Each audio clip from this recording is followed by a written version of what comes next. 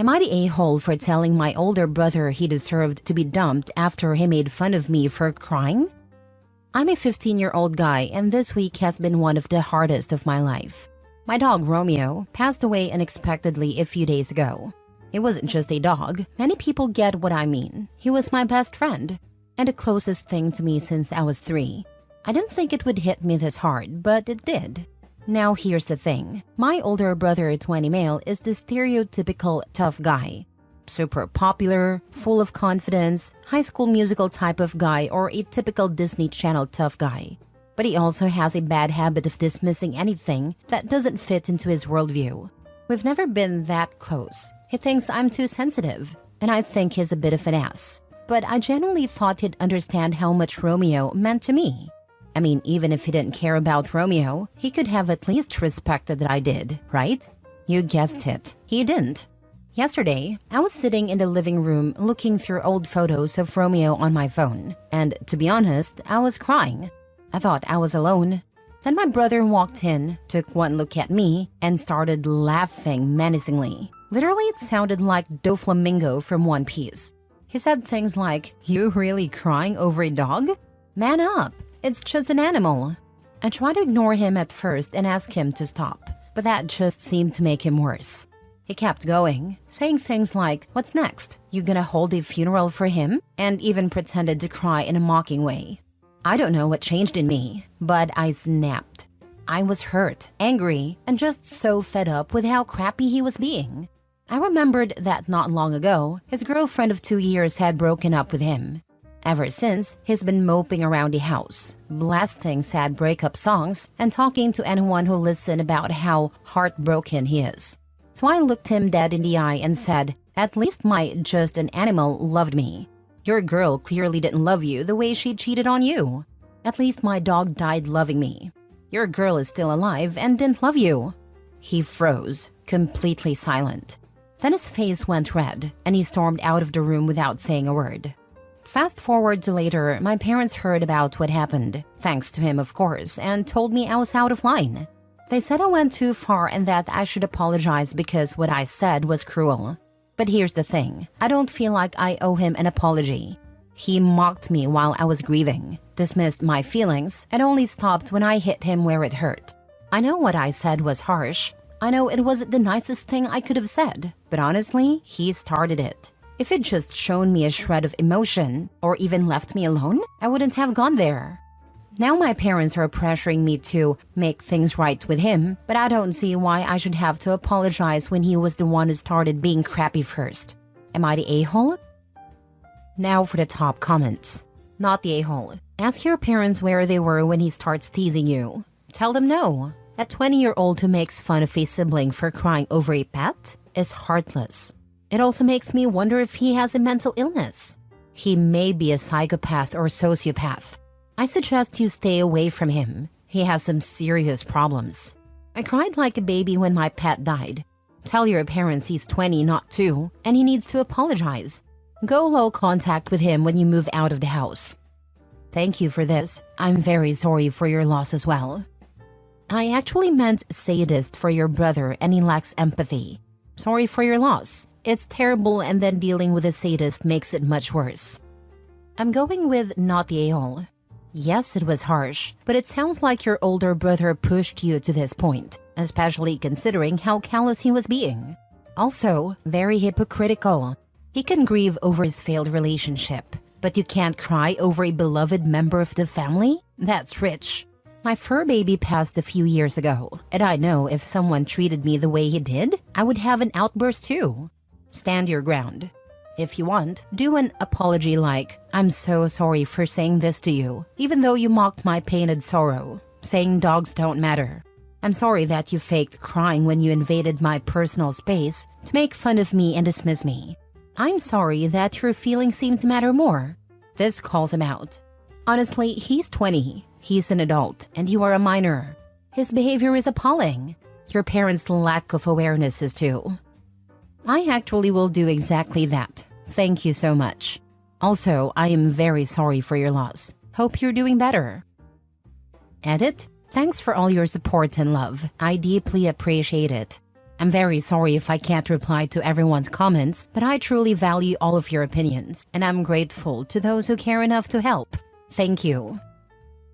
Next story. Am I the a-hole for not attending my brother's surprise birthday because it was planned at my house without my consent? I, 33 female, am currently living with my partner and 2 children. My younger brother, 30 male, recently had a milestone birthday and my parents decided to throw him a surprise party.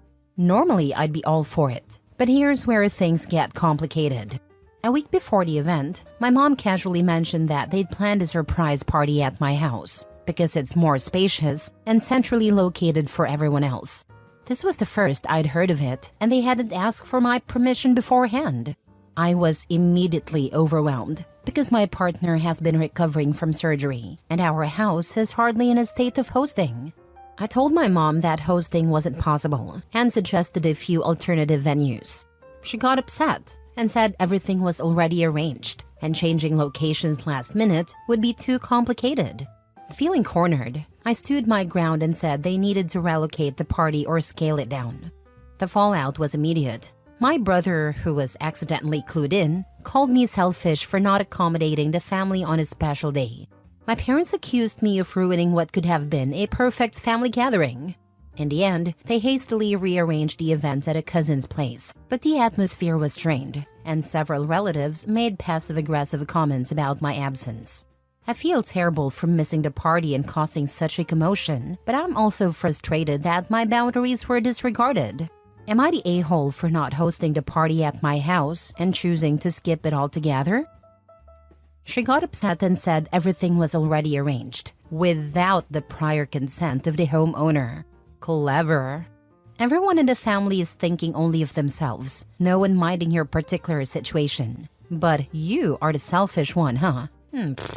Your parents are blaming you for their audacity. But in the end, they hastily rearranged the event at a cousin's place. So it could be done. Not the a-hole. I wish you peace of mind.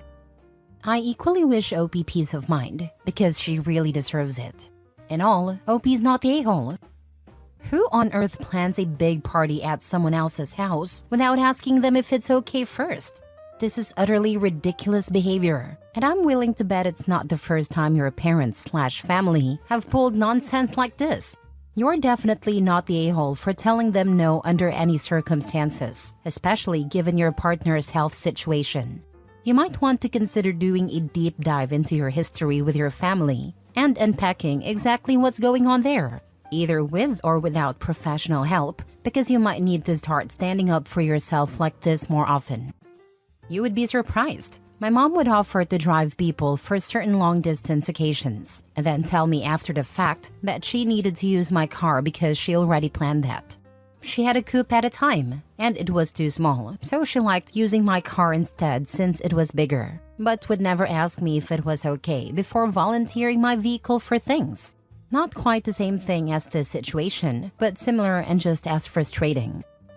I'd also be willing to bet money OP never received a planned surprise party for her 30th. Not the a-hole. It's hard to believe not a single member of your family has common sense. You don't just volunteer a person's home and plan a whole party. And your brother's reaction? He may be 30, but it doesn't look like his sense made it past 12. The audacity. Big not the a-hole to you. We all know who the golden child is now. Not the a-hole. Next story. Am I the a-hole for still being no contact with my brother after something that happened 4 years ago? I, 20 female, have a brother, James, 25 male. We used to be really close, but after what happened 4 years ago, I don't feel safe around him anymore. 4 years ago, I stayed at James's house/apartment for the summer. At a time, James was extremely stressed. He was an intern working to become a doctor, not in the US, had a part-time job on the side, had bills to pay, and was also taking care of 16-year-old me. I understood that it was hard for him, but what happened still isn't excusable. Around April of that year, his rent increased significantly, so he took on another part-time job. One day after a long night shift, he came home exhausted and had to head out to his second job soon after. I could tell he was stressed, so I made him some dinner. I left the dishes in the sink because I was also tired and went to sleep. planning to clean up later. The next morning, he started yelling at me to wash all the dishes before he got home. He had already done everything he needed to in the kitchen, so I assumed the dishes just bothered him. I said okay and was walking back to my room to get back to sleep, thinking I could do it later. That's when he snapped. He started yelling at me, calling me lazy and accusing me of being in my room 24/7. I was confused and asked him, "Are you okay?" He took that as disrespect and slapped me. For context, my brother is a gym rat who plays football and boxes. So I was shocked and said, "WTF, you just hit me." I screamed at him, and then he slapped me again, this time hard enough to bust my lip.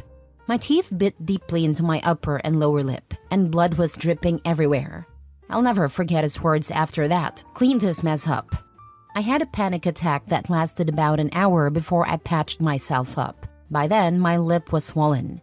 It looks like I had done the Kylie Jenner lip challenge, ironically. I packed my things and went back to my parents' house. I didn't tell them what happened, but later that day, my phone started blowing up with texts, calls, and voicemails from James trying to reach me. I blocked him and everything. When he couldn't reach me, he told my parents what happened. They were mad at him initially, but eventually got over it. About a month later, I told him I wasn't going to contact him again, and that he should leave me alone. I made it clear I would never trust him or feel safe around him. We haven't spoken in the past 4 years. But here's the problem. This year, I landed an internship at a hospital I've dreamed of working at since I was a kid. I was so excited that I threw a party for myself, posted about it on social media, and invited all my family, except James, of course. Somehow, he found out. Someone must have given him my social media info because he contacted me using a fake account to ask why he wasn't invited. I told him I hadn't spoken to him in years, so I didn't see why he would expect an invitation.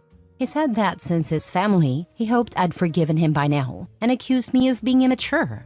He also said I should let him celebrate me, because being an intern was a big part of his life too, and he could give me advice. I told him I didn't want anything from him, and blocked him again. Now, I'm getting calls from other family members saying I'm holding a grudge and need to forgive him for a mistake he made. The whole situation has divided my family, and I don't know what to do. Now for the top comment. Not the a-hole. He's lucky you didn't report it to the police. He would have lost all chances at being a doctor after assaulting a minor because of his anger issues. It's crazy, I know, but if he was too stressed about taking care of me, he could have just asked me to go home. I was only there for a while and had no problem going back home. Has he ever truly and sincerely apologized? Has he sought help for his anger issues?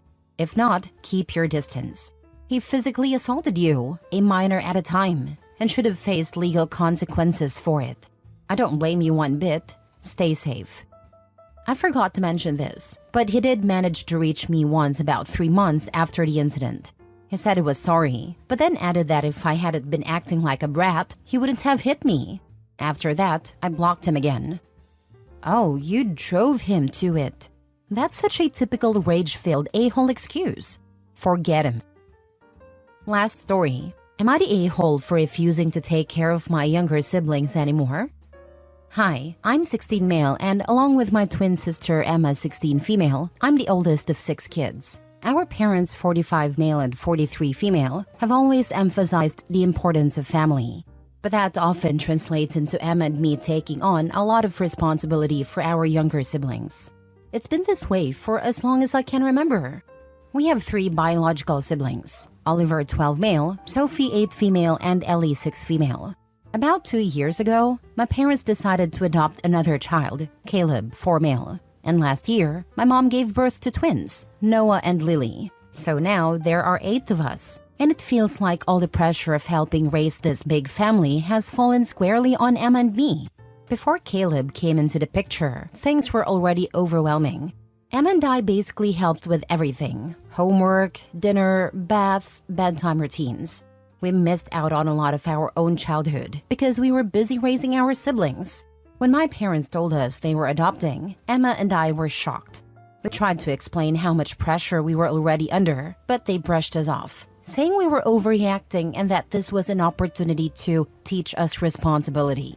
Then, when Caleb arrived, the workload doubled. Just as we were adjusting, they dropped the bombshell that my mom was pregnant with twins. Emma and I were furious. We begged them not to expand the family further, explaining that we were already stretched too thin. They told us we were being selfish, and that as the oldest, it's our duty to help out. Now with Noah and Lily here, I've hit my breaking point. I'm essentially a third parent. I can't go out with my friends without getting guilt-tripped. Emma had to quit her after-school drama club because our parents needed her at home to help with the babies. Whenever we bring up how unfair this is, our parents act like we're ungrateful and say that family comes first. Last week, I finally snapped. My parents asked me to cancel plans to babysit again. I told them no, that I was their unpaid nanny, and they needed to take responsibility for the family they chose to have. My dad called me disrespectful and my mom cried, saying they've done everything for us and that we should want to help. Emma backed me up, saying we're tired of missing out on being teenagers because of their decisions. Now they're barely speaking to us. Oliver overheard the argument and said we're being selfish for not helping out. I feel terrible because I love my siblings, but I don't think it's fair that my life is on hold because my parents can't manage the family they chose to have. So, am I the a-hole for refusing to keep taking care of my younger siblings? There is a huge difference between helping and sacrificing your life. You were absolutely right to stand your ground and should continue to do so. Not the a-hole. Not the a-hole. This is textbook parentification, and it's a form of abuse. You and Emma didn't choose to have 6 younger siblings. Your parents did. They're the ones being selfish by treating you like free childcare instead of letting you be teenagers. Family comes first is just manipulation to guilt you into being unpaid nannies. Your parents chose to adopt and have more kids, while already relying too heavily on you both. Making you quit activities and miss out on your social life to raise their kids is completely unfair. Stand your ground. You deserve to have your own life and childhood. Your parents need to figure out proper childcare instead of exploiting their teenagers. Not the a-hole, but you need to call your grandparents. If you have any normal grandparents, aunts or uncles, they're going to be furious at your parents. Bring in the cavalry. Write up everything you are expected to do. Keep track of it every night for about 4 days. This way, you can show you are not exaggerating. Write down everything you did on Tuesday, Wednesday, Thursday, and Friday of last week, and let the other adults know. Get a job outside the house. If you have to hide it from your parents, do just that. Stay away from the house as much as you can. Do not tell them when you are leaving. And for the love of God, do not tell them if you have any money. Keep it in an online account or find a way to get a bank account they can't access. If you think they're likely to sabotage your chances of college so they can keep you as servants, don't tell them when you are taking the ACT, SAT, or any other important test. You won't get any sleep the night before, or they'll wake you up too early the day of. Don't tell them when you've sent out applications. Nothing. They're already sabotaging your ability to earn money by babysitting, and a lack of money will keep you stuck there. Work with Emma to figure out how to save up cash that they can't get to. But most important of all, tell the adults that care about you what is happening.